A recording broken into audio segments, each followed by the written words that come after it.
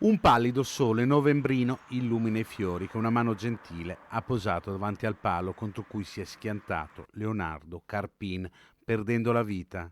Questa mattina il ventottenne di Massanzago, a bordo di una Nissan Micra, stava imboccando verso le 8 via commerciale a Frappe di Santa Giustina in Colle, quando è uscito di strada andando a schiantarsi contro questo palo di cemento.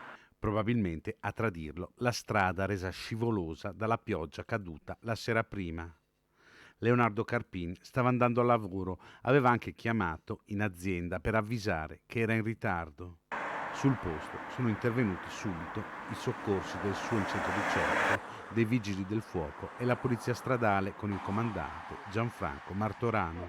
Una strada pericolosa. Su quel palo sono già morte 3 persone, dicono i residenti. La sofferenza di vedere questo palo, perché ho parecchi trattori, se per caso lo tiro giù, era pratico di questa strada, però strada umida, ha trovato la ghiaia là, la ghiaia, ha sbandato e non è stato buon frenare. Mancano le manutenzioni lungo la strada che è di competenza provinciale. Là, è il Varda qua una macchina, non so neanche tanto, andava dentro sul fosso.